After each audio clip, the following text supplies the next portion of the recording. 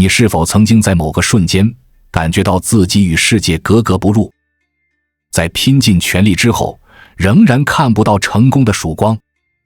也许你曾听过这样一句话：真正的高手都是人性大师，他们懂得一眼洞穿人性，操控人心，众生皆为其所用。起初，我以为这只是一种套路式的成功学说词，充满了浮夸和不切实际。但当我深入阅读了一些分析人性的书籍后，才真正感受到其中蕴藏的深度和智慧。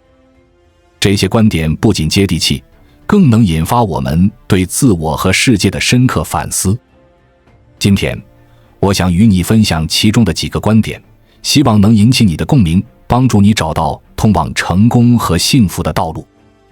一、人性的真相是什么？从我们出生的那一刻起，家庭、学校、社会都在教导我们如何做人，如何处事。但很少有人真正告诉我们人性的真相。历史上的帝王将相掌握着不为人知的人性学，这是一种从不外传的家传绝学。在任何一个朝代都存在两套知识体系，门内知识和门外知识。门内知识是那些被皇帝和权贵们牢牢掌握的秘密，他们将这些知识留给自己的子孙，用以巩固权力和财富。这套知识教的是权谋之术、手段技巧、人性的操控、帝王之道等，是他们统治和掌控他人的秘诀。门外知识则是提供给大众学习的，用来塑造顺从的羊群。他教导人们如何遵守规则，如何成为一个听话的、守规矩的公民。这就解释了为什么90%的人一直被薅羊毛，因为他们只接触到了表面的、被筛选过的知识，而真正能够改变命运的门内知识却被隐藏起来。如果没有大量的羊，狼吃什么？如果没有大量的穷人，有钱人又靠什么来维持他们的地位？富人培养孩子，会让他们精通人性和权谋秘术，而穷人培养孩子，只会报各种辅导班，学习一些技能，殊不知这只是在为他人做嫁衣。这个观点或许有些刺耳，但却揭示了一个深刻的现实：我们被教育的内容可能并不是通往成功的真正路径。要想突破现状，就必须深入理解人性，掌握那些被隐藏的门内知识。只有这样，我们才能跳出被设计好的圈套，掌握自己的命运。二、你听到的、看到的都是一个局。这个世界由两套秩序组成。第一套规则：公平、正义、道德、礼节。第二套规则：隐藏在背后的利益斗争。我们从小到大接触的大多是第一套规则的表面内容。我们被教育要做一个有道德、有礼貌的人，遵守规则，尊重他人。但事实上，人们心里无时无刻不在打着第二套规则的算盘，那就是利益。高手们利用第一套规则作为手段，目的是为了达成第二套规则的目的。他们会披上一层光鲜的道德外衣，千方百计地为自己谋取利益。几乎每个人都会披上一层道德的外衣，然后在背后千方百计地为自己谋取最大利益。因此，千万不要被第一套规则所迷惑，而要用第二套规则去看清事物的本质。我们不能只听一个人说了什么，而要看他做了什么。第一套规则是一个幌子，不能将其当作安身立命、功成名就的方法。要想看透每个人的行为，一定要结合第二套规则进行分析，这就是利益分析法。利益才是主导人类运转的逻辑，利益分析法永远都不会失效。在你想得到一个人的好处之前，一定要先思考清楚自己能给对方带来什么。你的好处是否是对方需要的？是否具有唯一性？如果第二套规则的利益不成立，那么你们之间只能建立在第一套规则的道义关系上，对方也可能只是虚情假意地应付你。世界无论如何发展，人的利己心不会变。用利益的视角去看待问题，才能真正理解他人的动机和行为。懂得了这2套规则，你就能更清晰地看待世界，不再被表象所迷惑。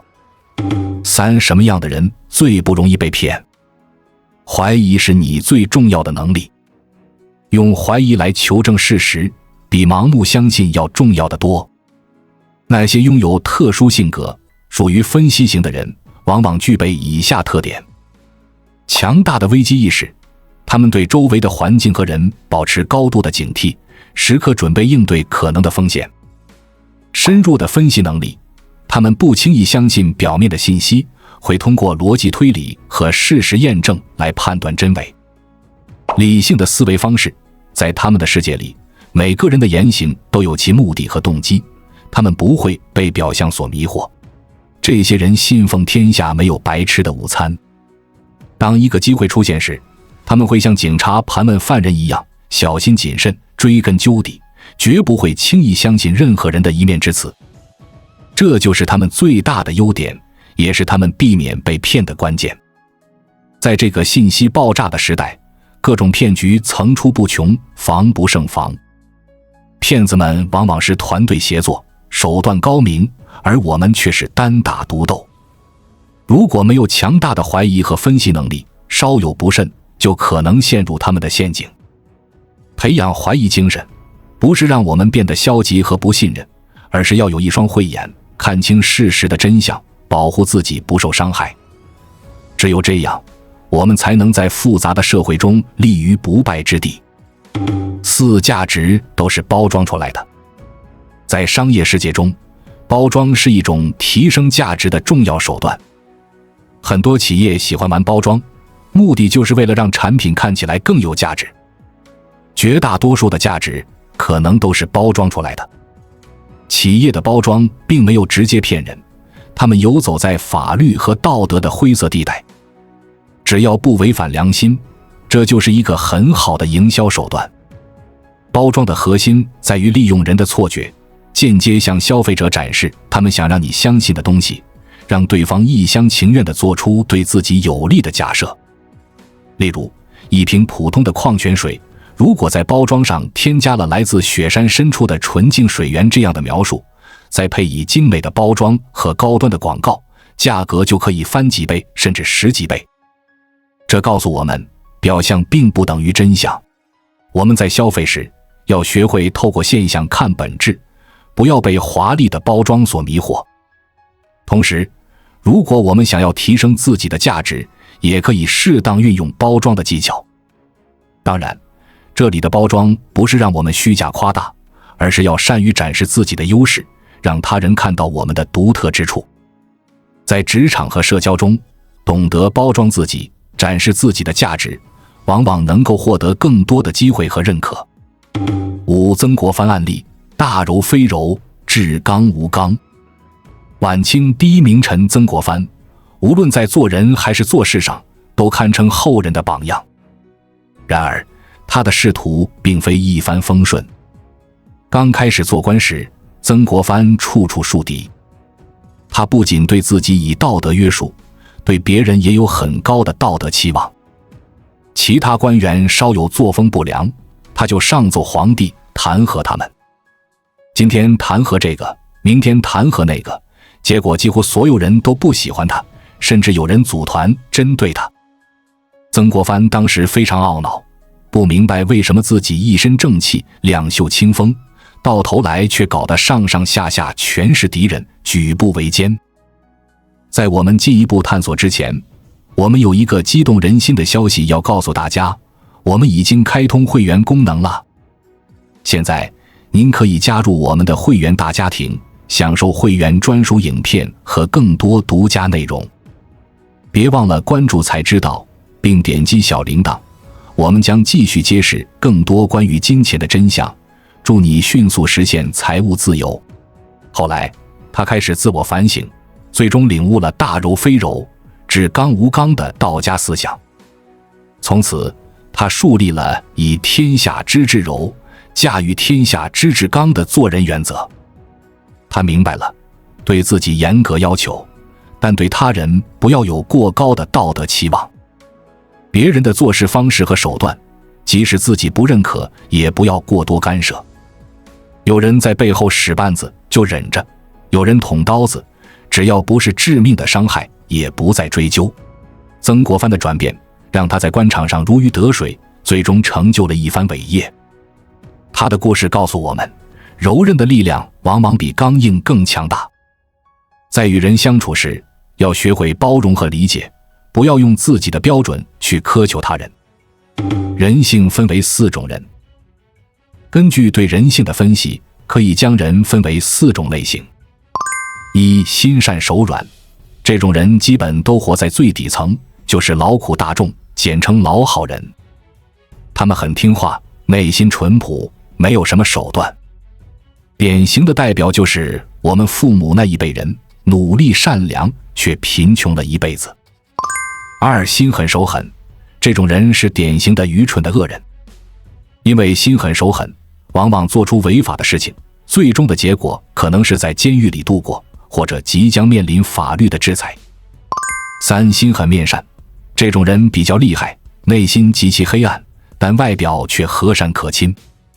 他们满嘴仁义道德，称兄道弟，但背后可能在算计你。越是表面上感情深厚的人，越需要小心。4. 心善手狠，这种人内心善良，但在行动上果断有力。他们知道自己想要什么，为了实现目标，能够采取强有力的手段，但不会伤害无辜。在现实生活中，我们需要警惕第2种和第3种人，他们可能会对我们造成伤害。与此同时，我们也要努力成为第4种人，内心善良，但行动果敢。心善手狠的人，懂得在保持道德底线的同时，采取有效的行动去实现目标。他们不会被情感所束缚，也不会盲目地追求利益。他们明白自己的价值观，有明确的目标，并且有能力实现这些目标。7.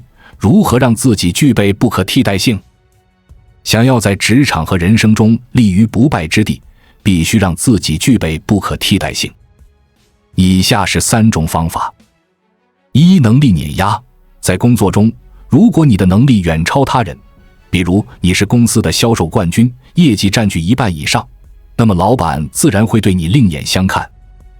你可能拥有更多的休息时间，更高的薪水，因为你的价值无人可以替代。2. 物质碾压，通过提升自己的物质条件来增加自身的竞争力。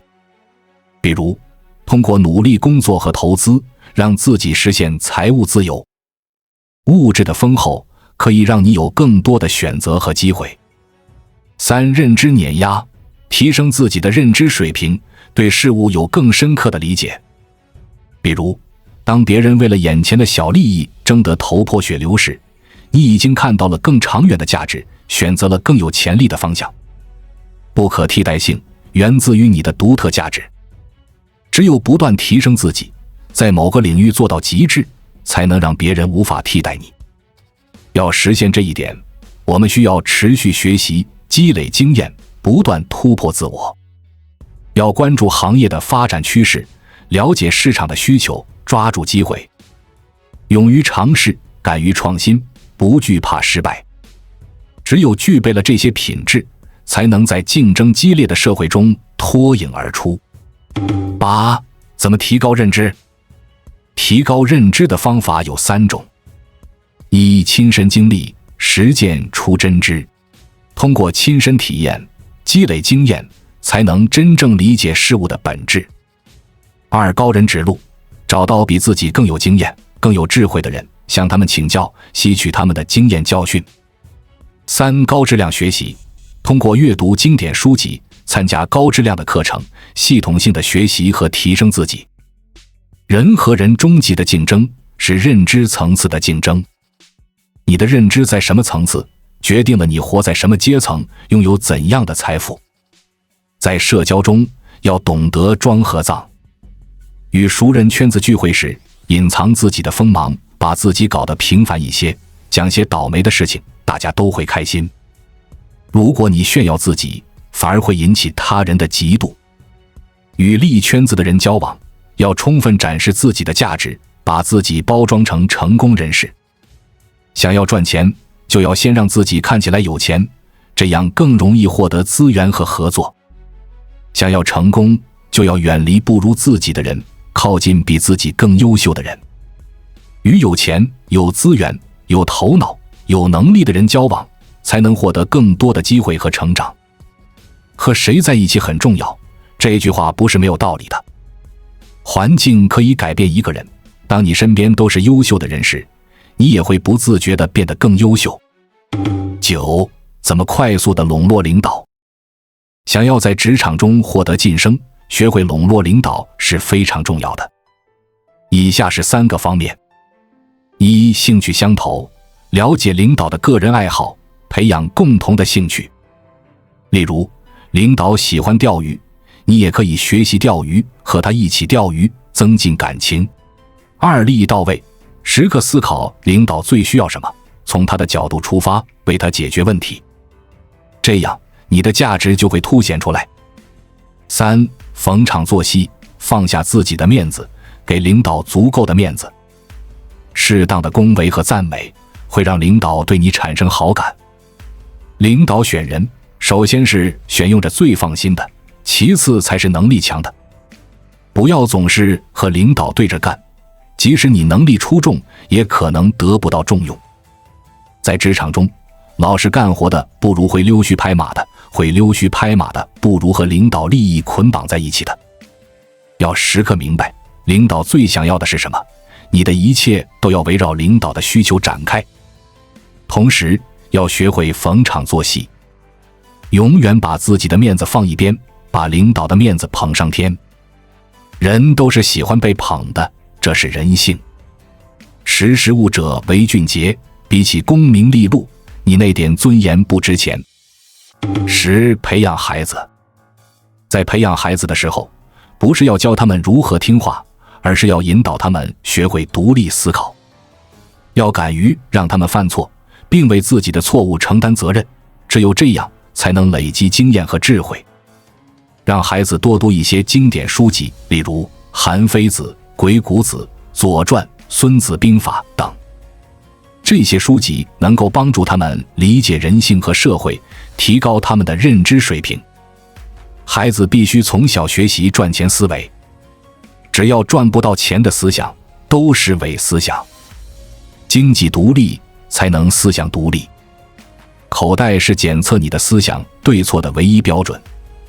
要让孩子明白，商业的底层逻辑就是利用，甚至放大人性之恶来成就商业传奇。例如，各类交友网站利用了你的欲望，金融行业利用了你的贪婪，餐饮行业利用了你的口腹之欲，在线购物利用了你的懒惰。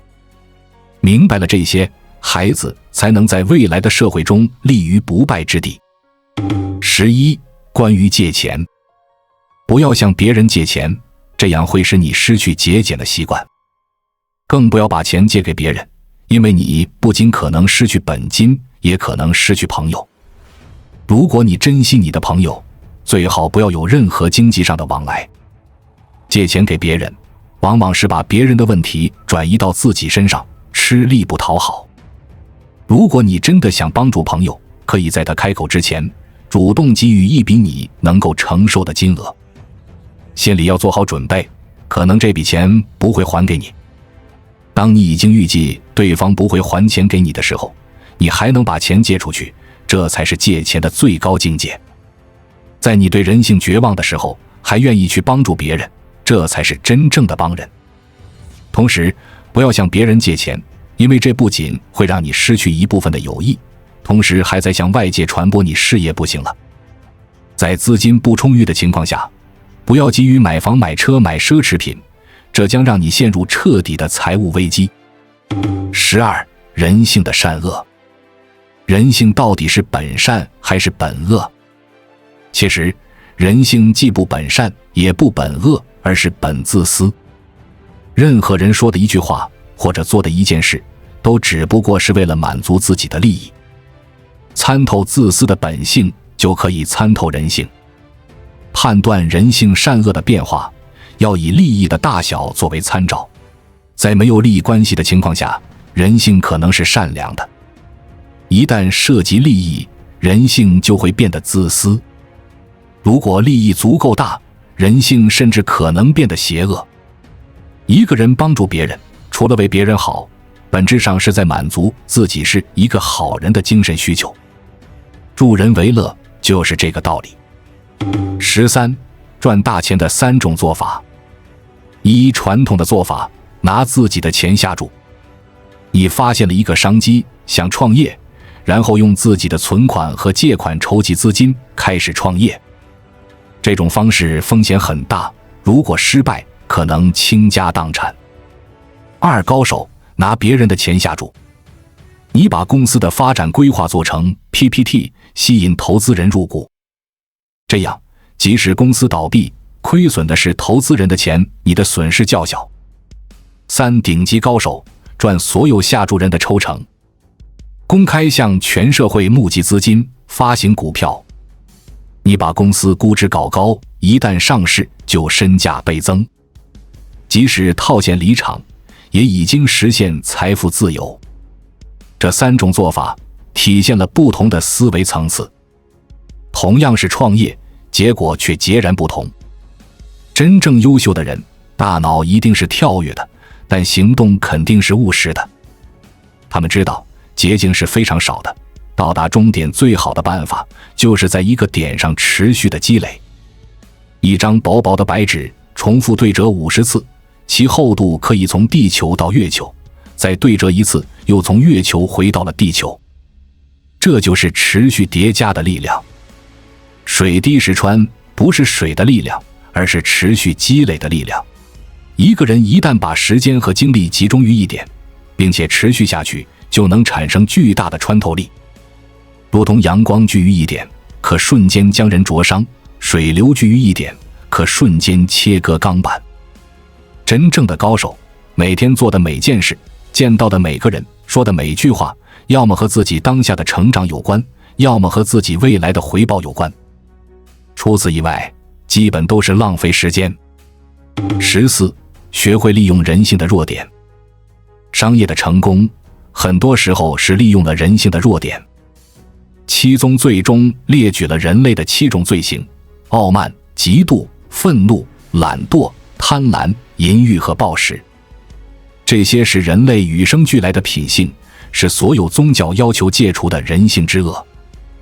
而商业的底层逻辑恰恰与宗教逻辑相反，商业是利用，甚至放大了人性之恶来成就商业传奇。各类交友网站利用了你的欲望，金融行业利用了你的贪婪，餐饮酒类行业利用了你的暴食，在线购物利用了你的懒惰，炫富照片平台利用了你的傲慢，游戏行业利用了你的嫉妒和愤怒。明白了这一点，我们在消费时就会更加理性，不会被商家的套路所迷惑。同时，如果我们从事商业活动，也可以思考如何正向地利用人性的特点，为消费者提供真正有价值的产品和服务。15. 制定好的制度，驾驭人性。在管理团队和企业时，好的制度能够让坏人成为好人，不好的制度会让好人变坏人。信任和监督要同时存在，不能只相信人性，也不能完全不信任人性。制衡术也较弱陈述，不能让手下权力太大或对他们过于依赖，这会消减自己的权力。忠臣和奸臣之间要相互制衡，当忠臣势力太大时，要重用奸臣；当奸臣势力太大时，要重用忠臣。作为领导者，必须时刻保持权力的平衡。手上拥有的权力就是生命，无论做任何决策，永远要把权力的安全放在第一位。16. 避免人性陷阱，保持清醒。在复杂的社会中，我们必须时刻警惕人性陷阱，不要被表面的道德和感情所迷惑，要透过现象看本质。感情和利益不要混为一谈，与有感情关系的人，尽量不要牵扯利益；与有利益关系的人，尽量不要牵扯感情。远离熟人圈子，多进入利益圈子。熟人圈子可能会限制你的发展，而利益圈子能够为你提供更多的机会。不要过度信任人性，在制定制度和规则时，要从不相信人性的角度出发，这样才能建立起有效的机制。通人性者，通金钱；通人性者，通幸福。人想要变得富有和幸福，必须深入理解人性，掌握那些隐藏的规则。不要被表象所迷惑，要透过现象看本质。当你真正开窍后，会发现遍地都是机会，遍地都是财富。关键在于你是否具备了抓住机会的能力，是否做好了充分的准备。希望这些观点能够引起你的共鸣，激发你的思考。只要你坚定信心，勇敢前行，成功的道路就在你的脚下。记住，成功没有捷径，唯有脚踏实地，不断努力。机会总是留给有准备的人。当你准备好了，遍地都是财富的世界就会向你敞开大门。愿你我都能成为通晓人性的大师，掌握自己的命运，收获真正的成功和幸福。最后赠你一段话：人生如棋局，布局定输赢。看透人性，掌握规则，才能在这场博弈中立于不败之地。愿你在未来的道路上洞悉人性，掌握规则，成就非凡人生。关注我，我是才知道，带你解锁更多金钱的真相。